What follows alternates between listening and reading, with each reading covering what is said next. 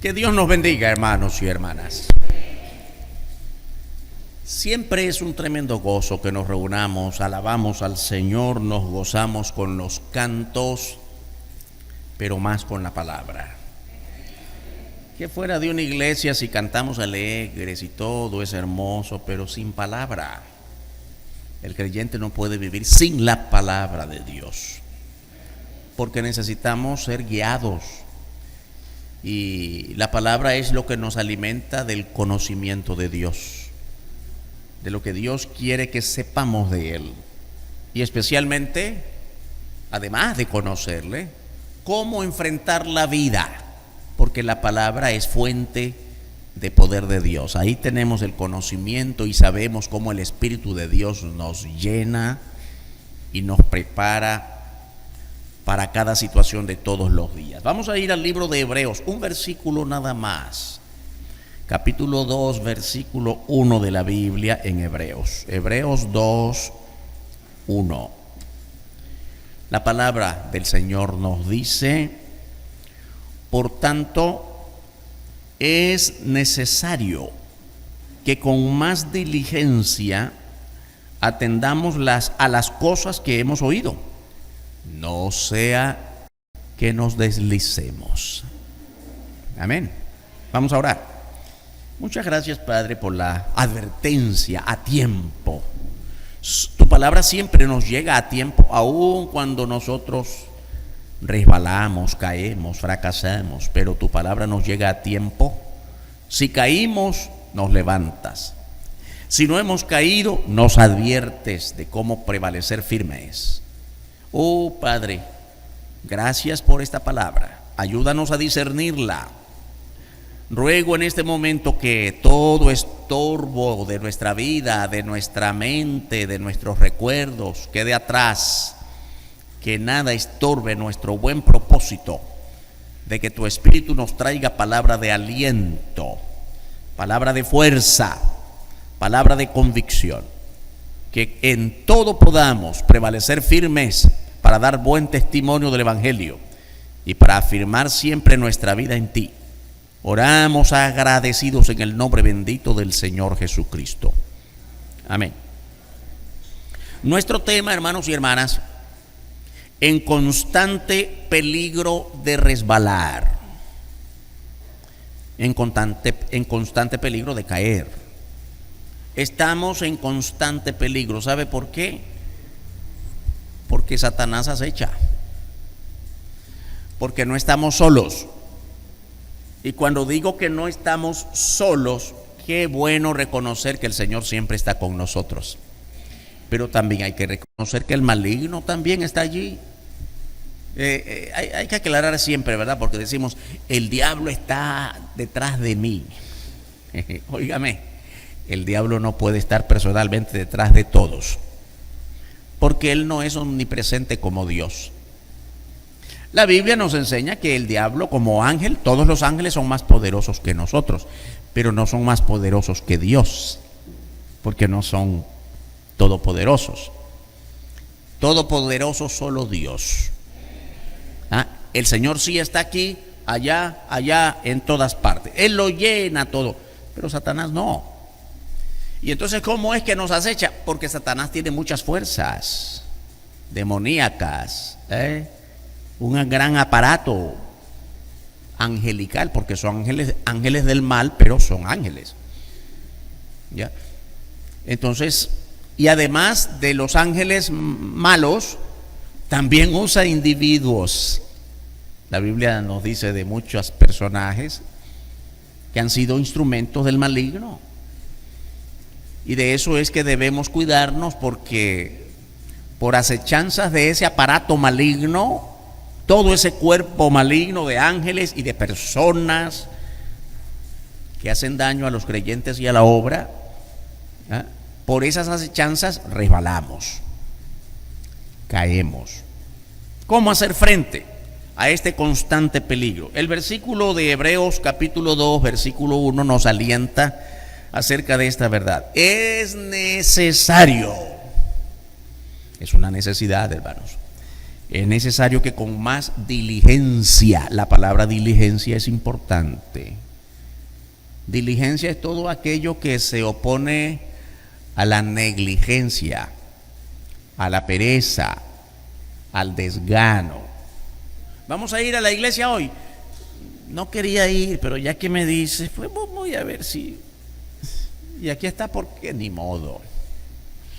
No, hermanos, eso no es diligencia. Claro que voy a ir, quiero aprender de la palabra, quiero saludar a mis hermanos, quiero cantar al Señor, siempre dispuesto. Vas a hablar de Cristo a una persona, por lo menos hoy.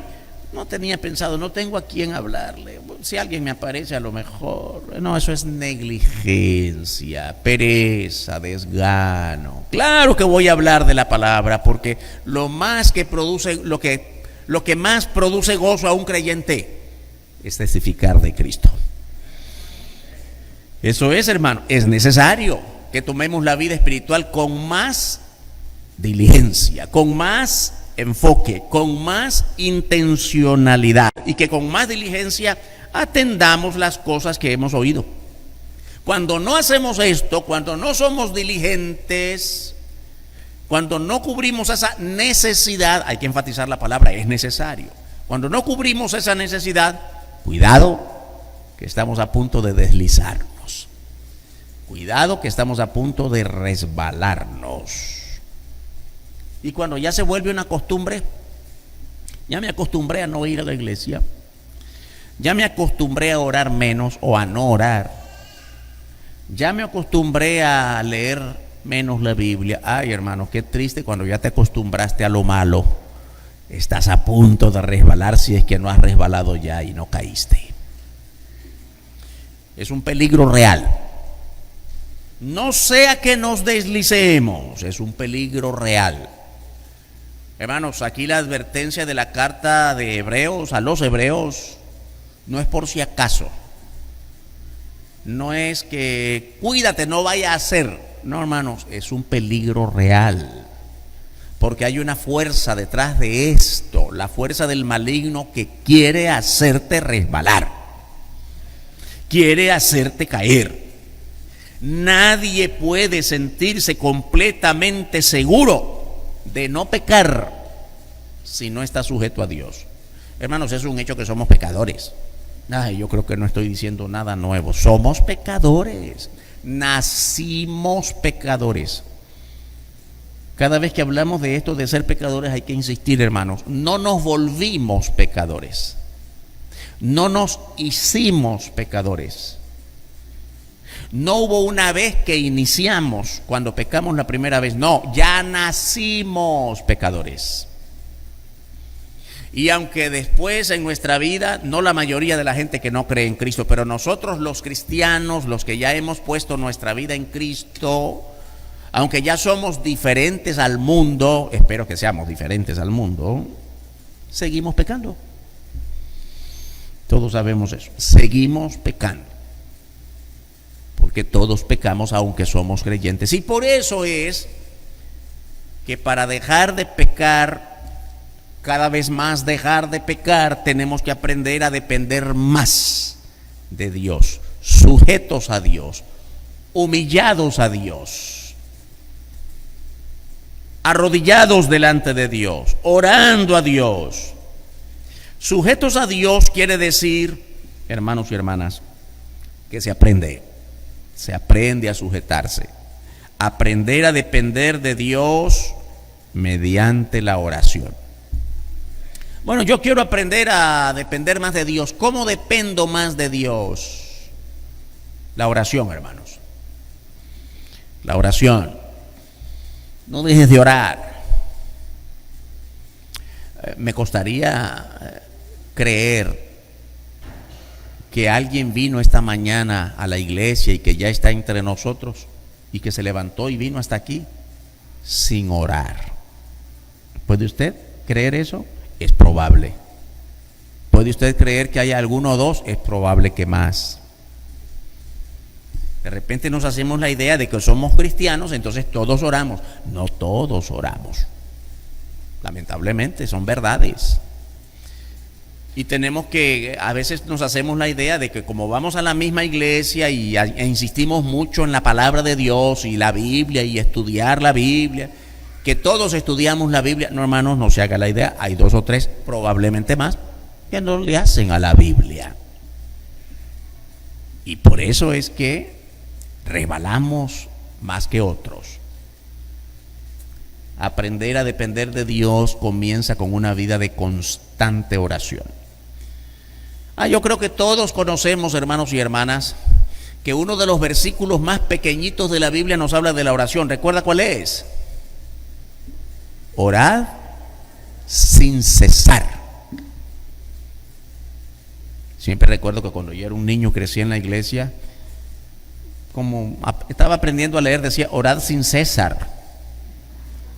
Había un hermano César en la iglesia. ¿Por qué vamos a orar sin este hermano? Hasta después aprendí. No se trata del hermano César. Sin cesar, sin terminar, sin concluir. Ay, pastor, pero yo no puedo estar trabajando, vendiendo en la oficina, en el taller y estoy ahí orando. No, espérese. Aprendamos a orar. Muchas veces hemos estudiado esto, ¿no?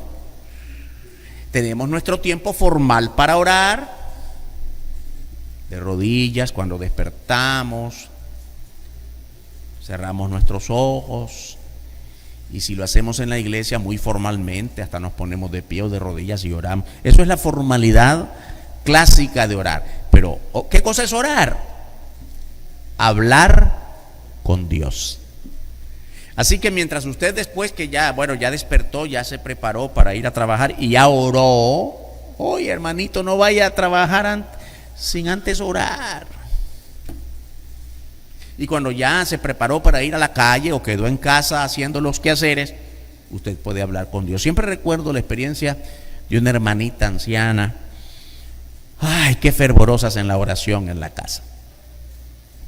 Barría la casa y siempre estaba diciendo: Señor, así como limpio esta casa, limpia mi mente, limpia mi corazón. Pasaba el día conversando con Dios. Y después iba a la cocina y encendía el fuego de la cocina. Señor, así como enciendo este fuego y es caliente, enciende mi ánimo, mi gozo con el fuego de tu espíritu. ¿No le parece bonito conversar con Dios? Y lavaba los trastes. Señor, gracias que mientras yo lavo con agua, tú me lavaste con la sangre de tu hijo. Oiga, qué bonito pasar con Dios. Ay, hermanitos, qué triste pensar que cómo pasamos el día chateando, haciéndole al Facebook. ¿Eso es malo? No es malo. No es pecado. Pero pasamos haciendo cosas que no necesariamente nos edifican.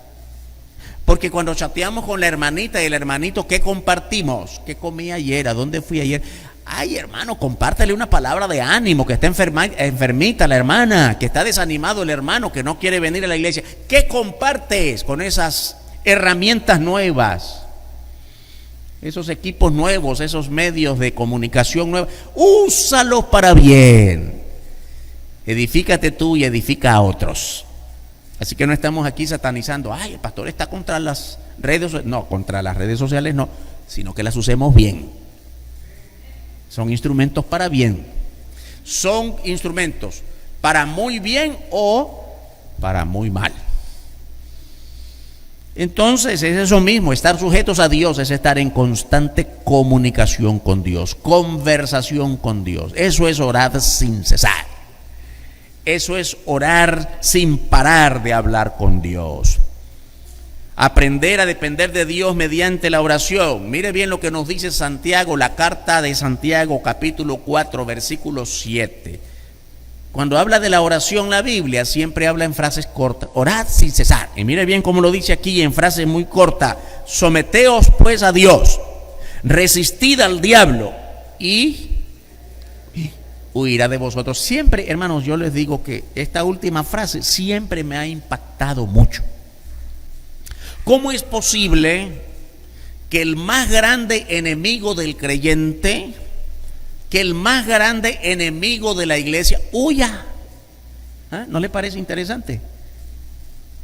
Es como si usted se hace la figura de que va en un bosque y le sale un tigre feroz. Ay, hay que correrse del tigre. Y de repente usted ve que el tigre sale huyendo de usted. ¿No le parece interesante? Un tigre huyendo de mí. ¿Quién soy yo para que el tigre huya de mí? ¿Qué hizo que el tigre huyera? Y yo quiero decirles que obviamente Satanás es más poderoso que un tigre. Pero aquí dice que huirá de nosotros. ¿Qué es lo que hace que el diablo huya de nosotros? Aquí lo dice: el someternos a Dios, el resistir al diablo con todas las herramientas que Dios nos ha dado para resistirle.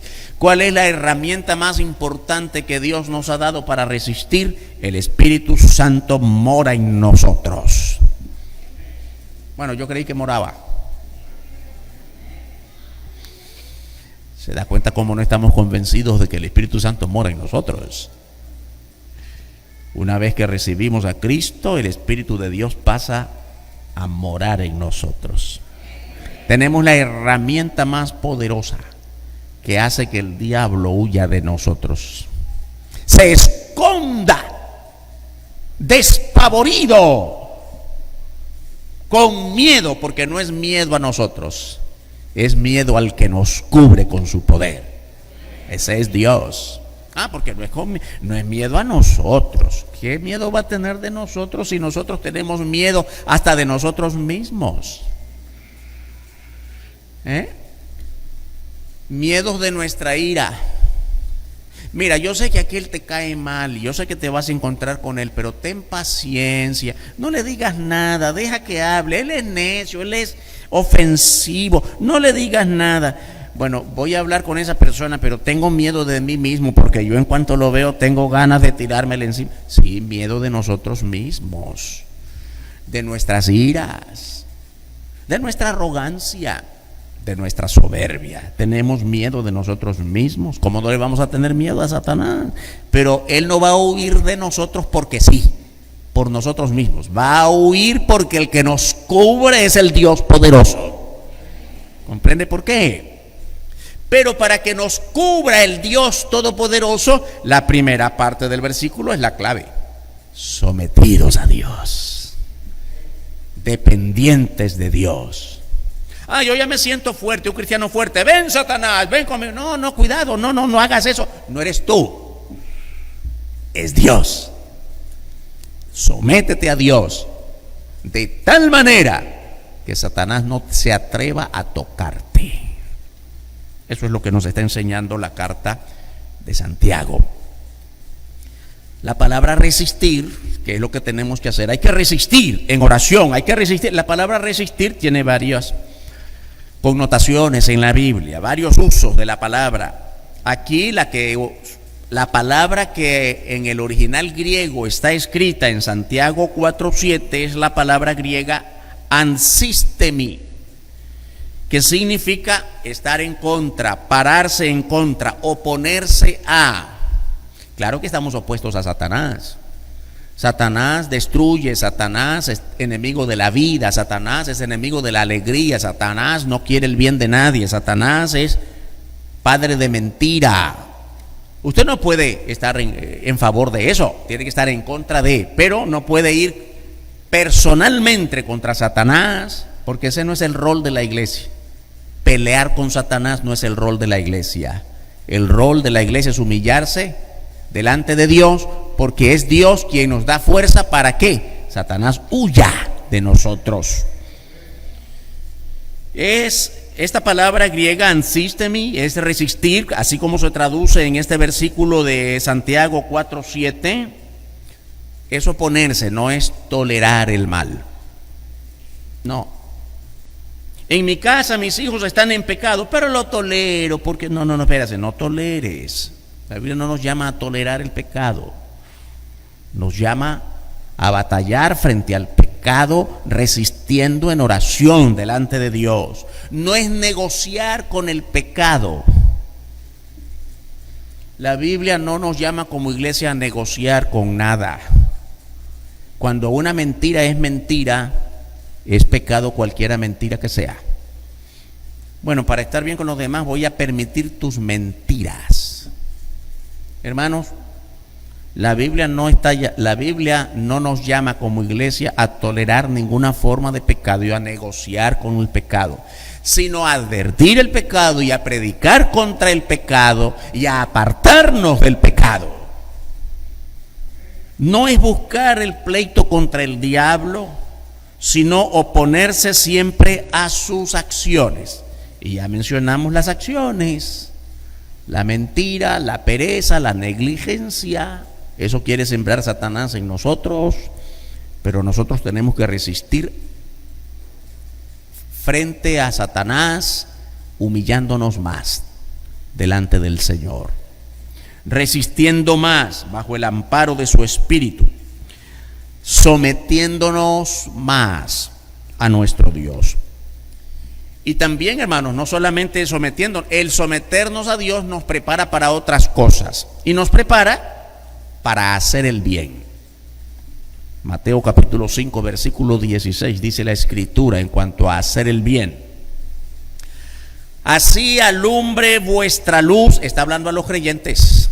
El Señor Jesús está hablando aquí en Mateo a los creyentes. Así alumbre vuestra luz delante de los hombres, para que vean vuestras buenas obras y glorifiquen a vuestro Padre que está en los cielos. ¿Quiénes tienen que alumbrar esa luz? Nosotros los cristianos. Siempre les recuerdo, hermanos y hermanas, nosotros ahora que somos cristianos vislumbramos una luz que no es propia, no es nuestra, es la luz de Cristo, porque Él mora en nosotros. No somos fuente de luz, la fuente es Cristo. Nosotros reflejamos la luz que está en nosotros, que es Cristo. Pero es importante que aquí hay dos frases importantísimas en este versículo de Mateo 5:16. Primero dice: así alumbre. No puede haber un cristiano que no alumbre. Ay, lamentablemente hay algunos que están casi apagados. Siempre tengo que decir, hermanos y hermanas, ¿cómo es tu testimonio en tu trabajo? ¿Cómo es tu testimonio en tu vecindario? Aún en tu propia familia, ¿cómo es tu testimonio? Mira, hay creyentes en todas partes que tienen un testimonio tan bajo en el nivel espiritual, que es mejor que no digan que son cristianos. Porque cuando dicen que son cristianos entre sus compañeros de trabajo, más bien causan vergüenza. Son los primeros en ir a la cerveza después, cuando ya terminó el fin de semana. Espero que no haya venido ninguno hoy. No estoy hablando de nadie en particular. En todos lados ocurre, hermanos. Cristianos débiles, y es probable que usted conozca más de alguno en otra iglesia que es cristiano y que le hace al vicio, al cigarrito. Mire, yo soy buen cristiano, pero el cigarrito que no me lo quiten. Ay, hermano, que no diga que es cristiano. Yo soy buen cristiano, pero en mi casa mando yo, y si mi señora se me opone, ay, pobrecita, siempre tiene el ojo inflamado. No diga que es cristiano, da vergüenza. ¿Cómo va a alumbrar usted? ¿Qué luz va a alumbrar usted? La tiene apagada hace rato. Así alumbre vuestra luz delante de ¿quién? Delante de todos, públicamente. ¿Para qué? Para que vean. Ay, hermano, tu vida cristiana tiene que verse. No tienes que gritarla. Recuerdo esto lo he platicado otras muchas veces, lo recuerdo hace algunos años. Era un culto de domingo por la noche aquí. Salimos mi familia y yo, alguna de mis hijas con algún dolor de cabeza o qué sé yo, y salimos antes de llegar a casa pasamos por una farmacia. Vamos a comprar algo a la niña, alguna pastillita, y parqueo el carro frente a la farmacia, bajo y voy a la farmacia rápido, porque era ya un poco tarde. Me da tal o cual pastilla, así rápido, así, y pago, y una jovencita allí, 14, 15 años, está viendo todo, que yo entro rápido, tal o cual pastilla. La muchacha de la farmacia me despacha y le pago, y sucede que me da un vuelto de más. Y rápidamente me doy cuenta, mire, no es eso, es tanto. Tome, ay, muchas gracias. Ni sabe quién soy yo, ni yo sé quién es ella. Pero la muchacha que está viendo allí todo eso me dice: Óigame, usted es evangélico, ¿verdad? Sí. ¿Usted me conoce? No, no. ¿Y entonces cómo sabe? Por la manera en que habla. Yo me quedé, hermano, sorprendido. ¿Cómo la manera en que habla? Siento que no hablo sofisticado. Comprende. Deme tal pastilla, me dio mucho vuelto, tome que esto no es mío. Usted no será por esa, qué sé yo, ¿cómo se llama? Honradez. Ay, cuando me dan 10 pesos de más, mejor me los guardo y salgo corriendo. No diga que es cristiano. Pero pastor, si ni siquiera se dieron cuenta, Dios se dio cuenta. Usted debe ser honesto más ante Dios que ante los ojos de los hombres. Pero cuando es honesto plenamente delante de Dios, todo el mundo lo sabe. Por eso es la luz, tiene que alumbrar bien para que la vean. Que tu vida cristiana tiene que verse, tiene que ser evidente. Que tú no grites que eres cristiano, que lo digan otros porque se ve. Qué bonito eso, hermanos. ¿Cómo podemos resistir al diablo? Ya vimos haciendo el bien. Ya vimos ahora, vamos a ver, negándonos a pecar. Primera carta de Pedro, capítulo 2, versos 11 y 12. Negándonos a pecar significa, hermanos, dejar de hacer lo malo. Y usted sabe qué cosa es lo malo. No creo que aquí tengamos que hacer, miren, esto es lo bueno, vamos a hacer una lista de cosas buenas y una lista de cosas malas. No, su conciencia le dice qué es lo bueno y qué es lo malo. Eso hasta el no creyente sabe que mentir es malo. Hasta el que no sabe nada de Cristo sabe que robar es malo. ¿Comprende? Y eso y muchas cosas más. Primera de Pedro 2, 11 y 12. Amados, yo os ruego. Siempre me ha impresionado cómo Pedro, cómo Pablo, cómo Santiago, cómo los escritores de la Biblia, inspirados por el Espíritu Santo, aunque dan mandatos de Dios, ruegan, porque lo hacen con amor. No vienen aquí con arrogancia. Les exijo que no. Les ruego, hermanos, por favor, porque es una exhortación con amor. Yo os ruego como a extranjeros y peregrinos que os abstengáis de los deseos carnales que batallan contra el alma, manteniendo vuestra manera de vivir. Es una manera de vivir, hermanos, entre los gentiles, para que en lo que murmuran de vosotros como de malhechores, glorifiquen a Dios en el día de la visitación al considerar vuestras buenas obras. Esto de buenas obras, hermanos, que es la manera de vivir, es como tú te relacionas con los demás, es lo que la gente ve de ti, es tú cómo vives. Tiene mucha relación con lo que vimos ya en Mateo 5:16, para que se vea, para que la gente no murmure de ti. Va a la iglesia todos los días y mire cómo le pega a la señora, mire cómo le grita a los hijos, mira cómo se... Insisto, hermanos, si tu vida en la iglesia es una y en la calle es otra, no digas que eres cristiano. Asegúrate primero de que la gente va a ver en ti un cristianismo puro, santo, verdadero, íntegro. Hay cristianos que, hay que decirlo, hermanos, cristianos en todas partes, que mienten, que roban, que son infieles a su pareja, que murmuran, que siguen practicando vicios y un largo etcétera. Y yo creo que esta palabra de hoy no es solamente para que pensemos, sí, yo conozco uno por allá, sí, hermano, tiene razón, que miente, que roba. Hermanos, la lista no acaba aquí, pero de la lista cortita que tenemos ahí, mentir, robar, ser infiel a la pareja, sí, esto va conmigo, sí, yo tengo de esto. Esto también yo he hecho. Hermano, la vida cristiana se trata de confesarla delante de Dios, ¿no? Todos los días. Señor, confieso que yo también. Hermanos, porque aquí robar no es solamente asaltar un banco, robarle la paz a otro, con una murmuración que no necesitaba oír. Robar en un sencillo vuelto, 5 pesitos no le va a hacer daño. A ti no te hace daño, al otro sí. Mire, no tengo 2 pesitos. Ay, venga mañana, sí, ya sé que no va a venir. Mire, 2.50 vale el pasaje y ya le quitó más de la mitad. Yo no, se va a ir a pie porque no le dio 2.50.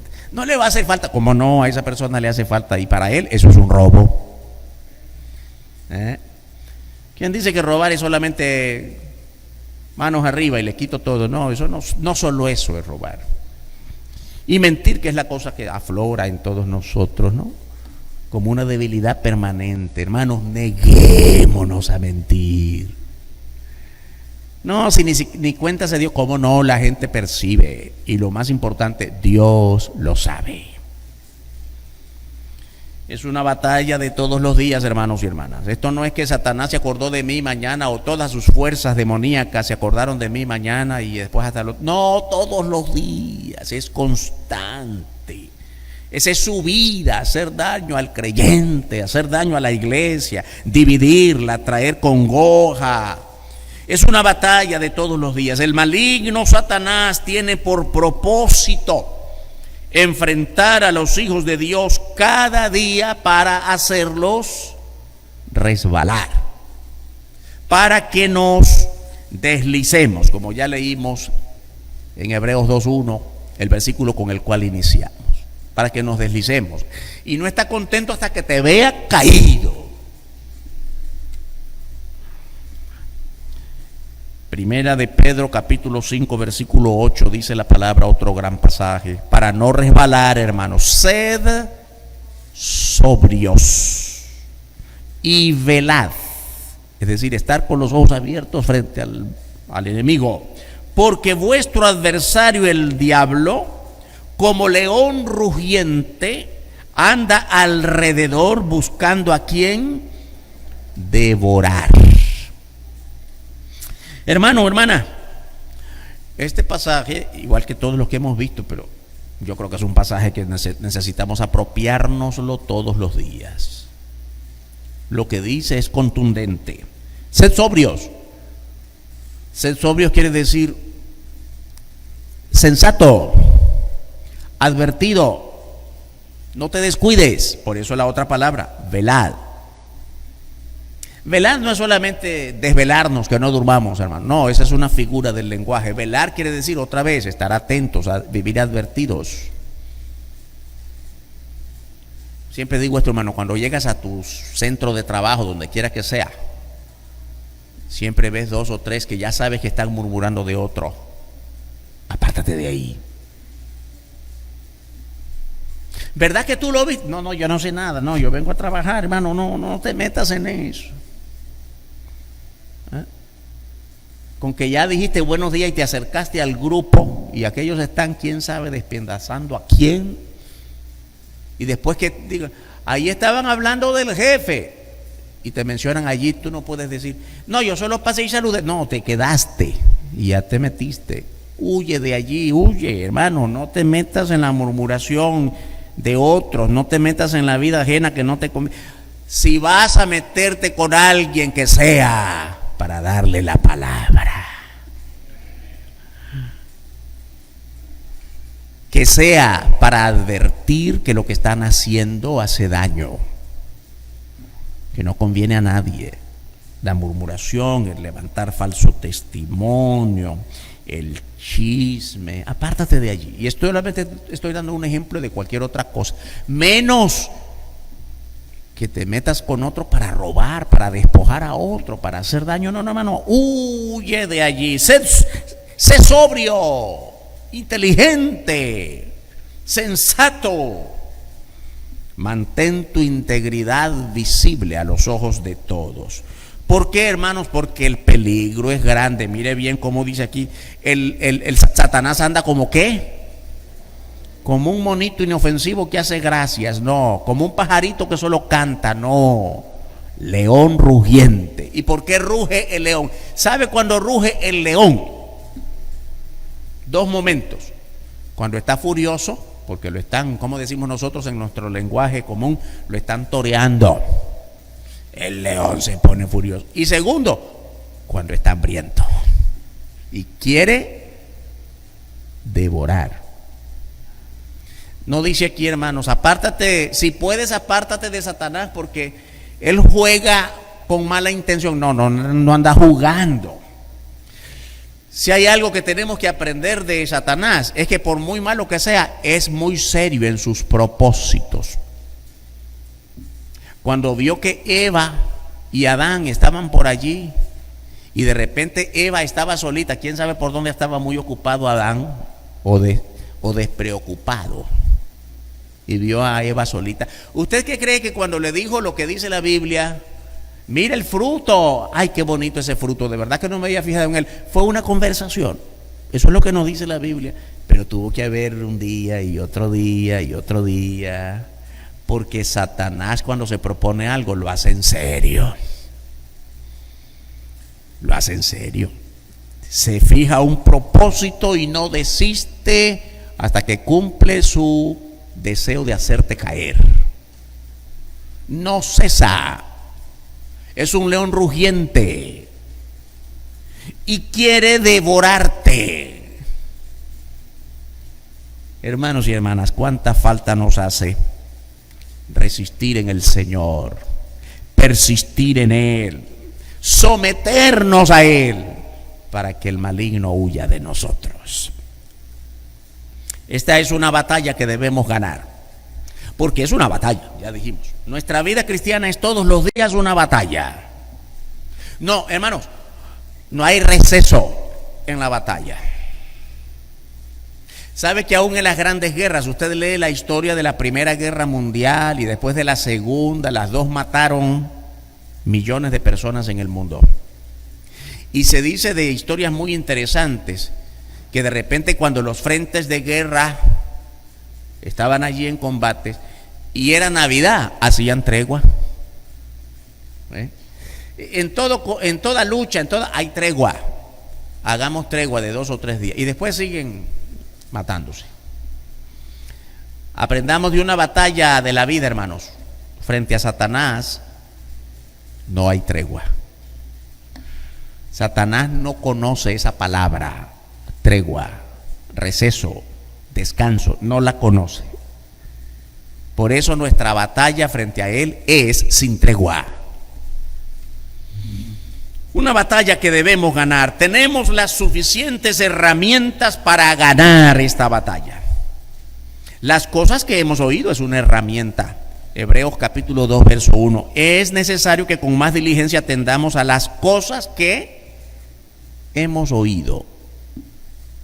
¿Y qué hemos oído nosotros? La palabra del Señor. Hermano, todo el que viene todos los domingos, ¿no oye la palabra? Porque aquí predicamos la palabra. Y cuando vas a tu casa y lees la palabra, estás espiritualmente oyendo a Dios. La única manera de resistir, y es necesario que con más diligencia atendamos las cosas que hemos oído. Todos aquí hemos oído palabra de Dios. Y espero que no solo las oigamos, sino que las transmitamos a otros. Ese es el primer recurso. Lo que hemos oído, la palabra, el evangelio, la gran noticia de que el Espíritu Santo mora en nosotros. No estás solo, hermano. No estás sola, hermana. Tienes en quien apoyarte porque Dios mismo vive en ti. ¿Qué es lo que hemos oído? Su palabra, Hebreos capítulo 4, versículo 12. Porque la palabra de Dios es viva y eficaz. Todo lo relacionado a la vida está en la palabra de Dios. Y esa palabra es eficaz y más cortante que toda espada de 2 filos. Mire, esta palabra penetra hasta partir el alma y el espíritu, las coyunturas y los tuétanos, y discierne. La palabra discernir es entender, y nos hace entender los pensamientos y las intenciones del corazón. Mire, lo importante de este versículo es que está hablando de cómo es como una espada, como un cuchillo filoso que penetra hasta lo invisible. El cuchillo filoso que usted, hermana, usa en la cocina penetra cuerpo, cosas, objetos visibles, la carne, la verdura, cosas que usted toca. Pero el Espíritu de Dios penetra el alma que no la vemos, el espíritu que no la vemos, y nos ayuda a entender aquello que no entendemos. poderosa es la palabra de Dios. Con más diligencia, atendamos con más diligencia. La palabra diligencia del griego perisoteros es más superabundantemente, con mucho deseo. Cuando la palabra nos llama a entender con más diligencia, la palabra que con más diligencia atendamos las cosas que hemos oído, lo que quiere decir es con más intención. Hermano, cuando vaya a la palabra, no la lea como si está rezando. Yo recuerdo cuando crecía en la escuela dominical, un niño, un adolescente, en aquel tiempo se acostumbraba a que al terminar la clase bíblica se daba un informe de cuántos niños vinieron y qué hicieron, qué tema dieron, pero un informe, una parte del informe era cuántos versículos leídos en el conjunto de la clase. En la semana, niños, ¿cuántos versículos leídos? Y entonces competíamos. Yo leí 5, yo leí 20. Mire cómo era la cosa. Nadie leía nada de lunes a viernes, pero el sábado en la noche, como al día siguiente había que decir y había competencia quién leyó más, agarrábamos el libro leíamos el mismo pasaje todos los sábados, no era nada nuevo.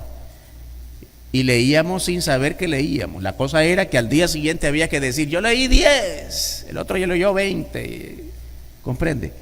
¿Cuántas veces nosotros como iglesia leemos la Biblia sin pararnos, sin detenernos?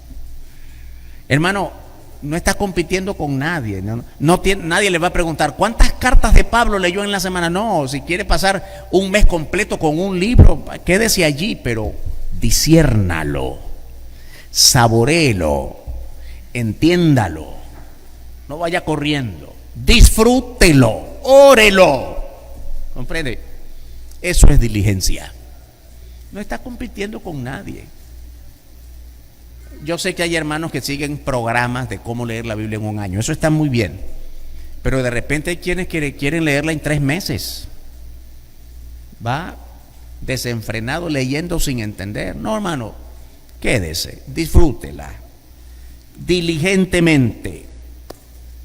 ¿Qué más tenemos? ¿Qué más hemos oído de la palabra? Las advertencias que la palabra misma nos muestra. Hebreos capítulo 4, versículo 14, dice la Escritura: por tanto, teniendo un gran sumo sacerdote, este es el Señor Jesucristo, nuestro sumo sacerdote en los cielos, traspasó los cielos, Jesús, el Hijo de Dios, retengamos nuestra profesión. Hermanos, ¿cuál es nuestra profesión?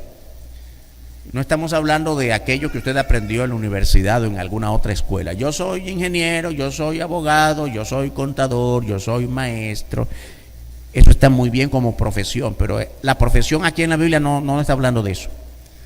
La profesión espiritual que ahora es que somos hijos de Dios. ¿Todos somos hijos de Dios? Parece que no todos.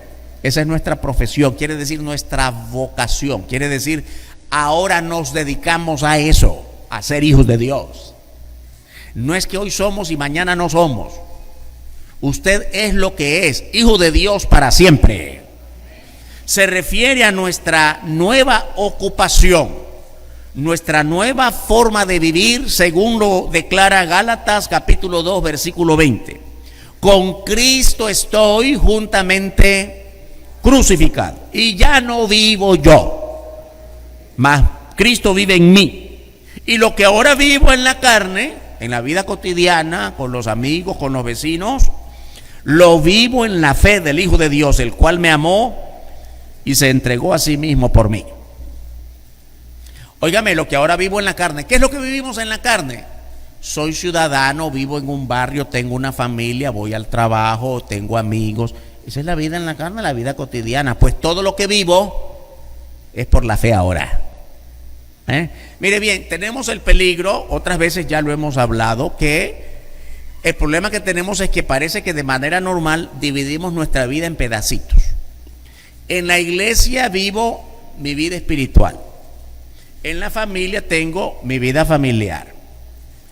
En mi negocio tengo mi vida laboral. Con mis amigos tengo mi vida social. En mi centro de trabajo tengo mi vida gremial. Comprende que estamos... ¿Cuántas vidas tiene usted? Ahora, ciertamente nuestra vida está en áreas, ¿no? El área de la familia, los vecinos, la iglesia, los amigos.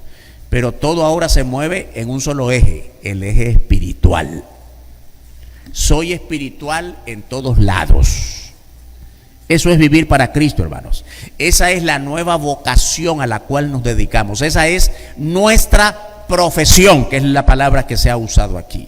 Nuestra profesión de fe significa que ahora soy espiritual con mis hijos, con mi esposa, con mis amigos, con mis clientes, con mis jefes, con quien sea. Yo manifiesto una vida espiritual, porque ahora le pertenezco a Cristo. Amén, hermanos. Parece que están algunos asustados, yo no sé por qué. Profesión implica práctica. Dice, ya no vivo yo, lo que ahora vivo. ¿Cómo ya no vivo yo? Ya morimos. Bueno, en el sentido literal de que ya nos enterraron, no, pero ya morimos al pecado porque Cristo murió en vez de nosotros. Yo morí con Cristo en la cruz. Usted murió con Cristo en la cruz. Ya no vivimos como antes vivíamos para la carne, ahora vivimos para los propósitos de Dios. Es resultado de un amor puesto en práctica hasta lo sumo. Un amor hasta lo sumo, hermano. Que se note que amas. Si todavía tienes algunos rescolditos de odio, de rencor, de ira contra alguien, tienes mucho trabajo que hacer en el Señor. Mostrar amor.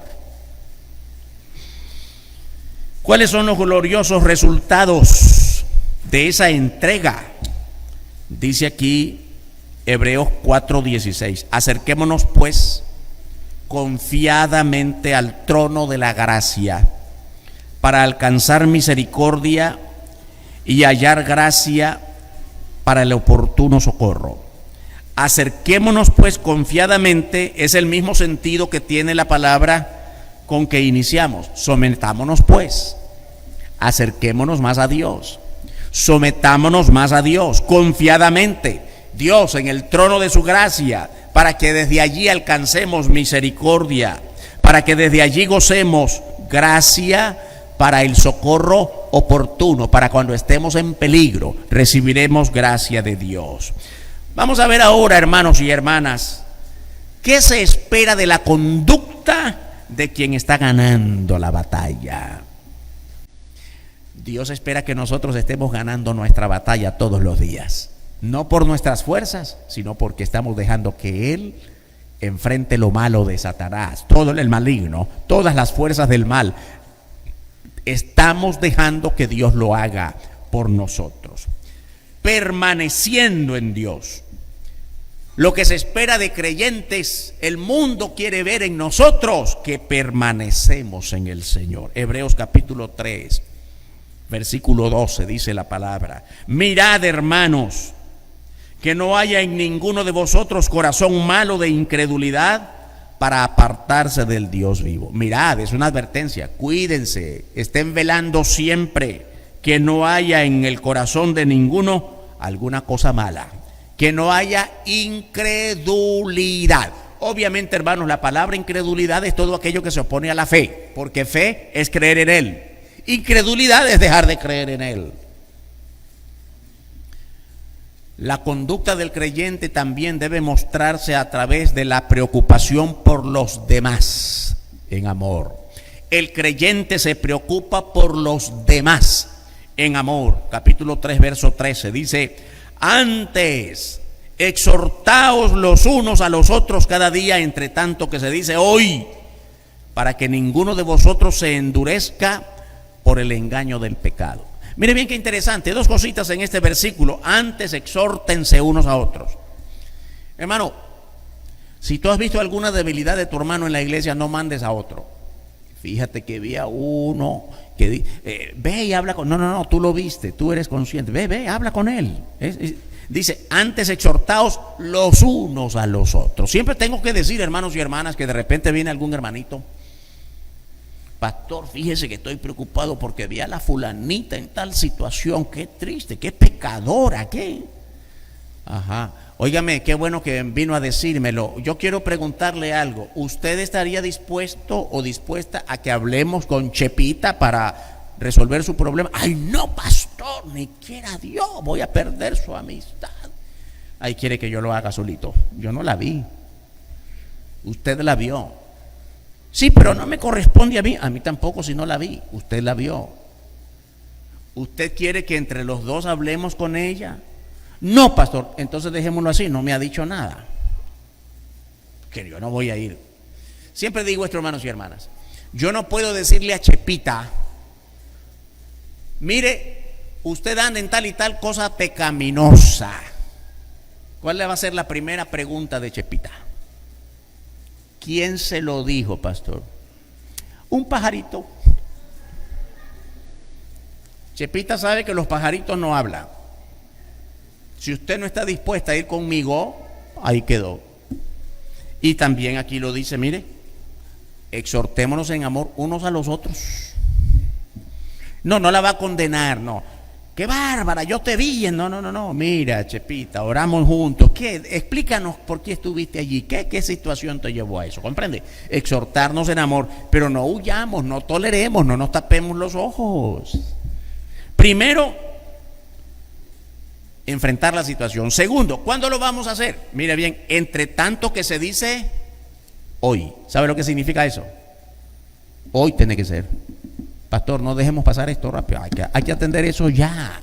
Es cuestión de pecado y toda forma de pecado pone en peligro el cuerpo de Cristo, que es la iglesia. Entre tanto que se dice hoy. Pastor, veo una situación difícil, pero hoy esperemos mejor que las cosas, a ver. ¿En qué momento es mejor? No hay ningún momento que sea mejor. El mejor momento es hoy, antes que eso vaya caminando. ¿Qué conducta se espera del creyente, hermanos y hermanas? Que actúe con madurez. El capítulo 5, verso 14. Pero el alimento sólido es para los que han alcanzado madurez. Para los que por el uso que tienen los sentidos ejercitados en el discernimiento del bien y del mal. Para los que por el uso tienen los sentidos ejercitados. Hermano, el alimento sólido es para los que han alcanzado madurez. Cuando la Biblia dice alimento sólido, ¿sabe a qué se refiere? Al mayor entendimiento de la palabra. Puede ser que todos estemos viendo el mismo versículo, el mismo pasaje bíblico, la misma exhortación doctrinal, pero que unos lo entendieron más, otros lo entendieron menos, otros no entendieron nada. ¿Por qué? Por el nivel de madurez espiritual. Y quizá otros, aunque la Biblia lo dice, salgan diciendo, no me gustó esa palabra, porque depende del nivel de madurez. Y la exhortación aquí es hasta que todos lleguemos a la madurez necesaria para recibir la palabra sólida. Una cosa que tenemos que aprender aquí, hermanos y hermanas, Dios no nos trae juguitos. Ya somos mayores en la vida cristiana y no nos trae juguitos, porque si nos trae sólido nos va a doler el estómago. No, hermano, nos trae palabra sólida. No dude eso. La palabra de Dios es palabra contundente, palabra sólida, porque el que está enfrente como enemigo no anda jugando, anda buscando a quien devorar.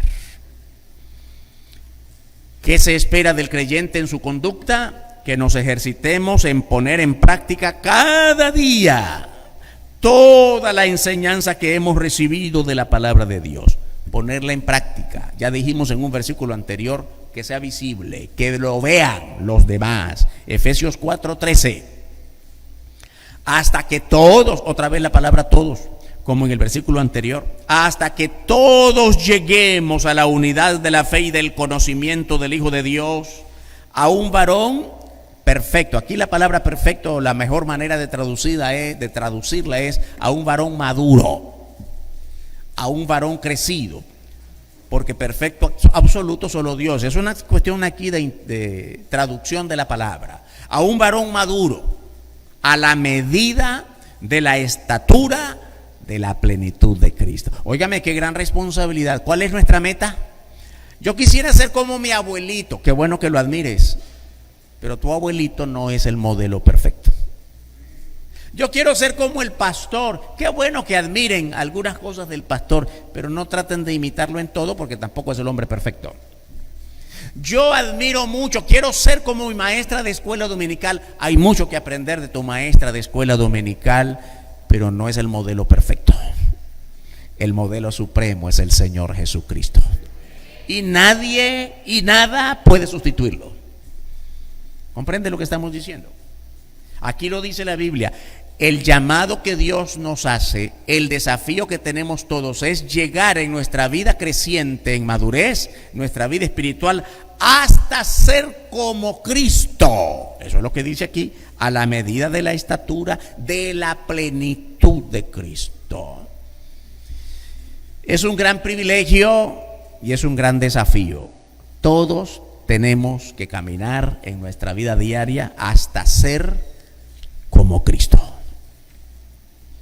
Nuestra tarea cada día es ejercitarnos en el hacer del bien, apartándonos de todo lo malo, crecer en madurez y en entendimiento de la palabra de Dios, manteniéndonos firmes en nuestro andar con Dios para no resbalar. Vamos a orar. Bendito tu nombre, grande tu nombre, Señor. Muchas gracias por este momento hermoso.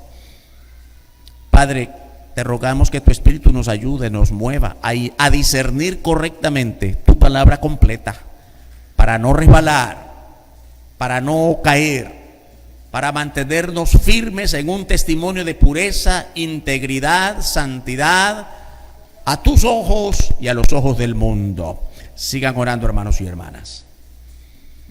¿Habrá alguna persona esta mañana que quiera que oremos por usted? Pastor, no había entendido esta palabra. Yo ni siquiera soy cristiana. Es probable que alguna persona nos visite y esté diciendo: yo no alcanzo en todo ese mensaje porque ni siquiera he creído en el Señor Jesucristo. Yo quiero entregarme a Cristo esta mañana.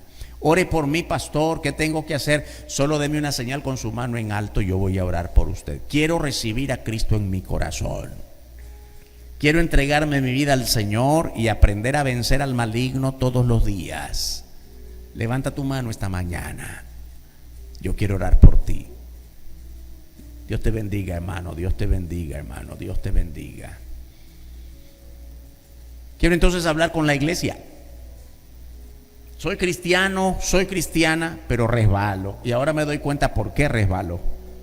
Porque no he aprendido a someterme lo suficiente a la voluntad de Dios. No le doy tiempo a la palabra, por tanto estoy desprovisto de fuerzas. No tengo el equipaje suficiente porque no oro, no leo la Biblia, no testifico. Mi vida cristiana no es visible a los ojos del mundo. Pastor, ore por mí. Oremos todos. Levanta tu mano esta mañana. Que Dios te bendiga, hermana. Que Dios te bendiga, hermana. Necesito que el Espíritu de Dios me fortalezca. No le he dado lugar suficiente al Espíritu de Dios porque aunque soy cristiano, soy cristiana, yo sigo ordenando mi vida y no doy lugar a Dios. Levanta tu mano para que oremos. Dios te bendiga, hermana. ¿Cuántos más? Dios te bendiga, hermano. Esto es someternos a Dios, hermanos. Rendirnos cada vez más a Dios. Someternos a Dios como la mejor manera para ser constantes, firmes ante el peligro de resbalar. Por última vez, si no has levantado tu mano, levanta tu mano para que oremos. Dios te bendiga, joven. Dios te bendiga, hermana. Dios te bendiga. Dios te bendiga. Bendito tu nombre, Señor. Muchas gracias por esta palabra que nos has traído. Señor, tu palabra siempre alivia nuestras heridas. Tu palabra siempre sacia nuestra sed. Tu palabra nos levanta cuando caemos, cuando resbalamos. Gracias por estas personas que por sí mismas se han movido a levantar sus manos. Tú les conoces y les pongo en tus manos, en la conducción de tu Espíritu, para que todos maduremos hasta llegar a la plenitud de tu Hijo el Señor Jesucristo, en cuyo nombre oramos. Amén. Que Dios nos bendiga, hermanos y hermanas.